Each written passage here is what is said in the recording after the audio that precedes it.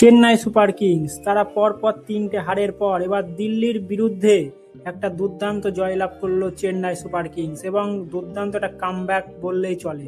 কারণ প্রথমে তো টসে হেরে যায়, কিন্তু টসে হেরে যাওয়ার পর ঋতুরাজ গায়কোয়াড় অনেকটাই স্যাড ছিল, কারণ সে টসে জিতে বল করার চেষ্টা করছিল, কারণ এই চেন্নাইয়ের এই মাঠে চেস খুব ভালো হয়। কিন্তু তার হয়তো টসে হারাটা হয়তো খুব একটা ভালো লক্ষণ হয়েছে, ভালো দিক হয়েছে, কারণ টসে হেরে গিয়ে প্রথমে ব্যাট করতে হয় চেন্নাইকে এবং 211-12 রানের একটা বিশাল বড় স্কোর করে দেয় মাত্র 1 উইকেটের বিনিময়ে। সঞ্জু স্যামসং একটা দুর্দান্ত ইনিংস খেলেছে 115 রানে নট আউট, আর আয়ুষ মাত্রের 59 রান, এটা দুর্দান্ত ইনিংস আয়ুষ মাত্রে। এবং সেই রান তাড়া করতে গিয়ে 189 রানে অল আউট হয়ে যায় দিল্লি ক্যাপিটাল।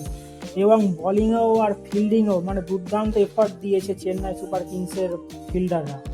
বোলিংয়ে মূলত অনসুল কম্বোজ এবং মেন যে বোলারটার নাম বলা যায় জেমি ওভারটন, যে 4 ওভারে মাত্র 18 রান দিয়ে 4 উইকেট নিয়েছে। দুর্দান্ত, যখনই উইকেটের দরকার হয়েছে তখনই সে উইকেট নিয়েছে। যে মাঠে এত 200-র বেশি রান হয়ে গেছে সেই মাঠে মাত্র 4 ওভারে 18 রান দিয়ে 4 উইকেট, একটা দুর্দান্ত বোলিং বলা চলে জেমি ওভারটন। এবং চেন্নাইয়ের অ্যাটিটিউডের মধ্যে দেখা যাচ্ছিল যে তাদের চিন্তা ভাবনা আছে যে আজকে ম্যাচটা জিতবো, সেই টেন্ডেন্সি নিয়ে তারা মাঠে নেমেছিল।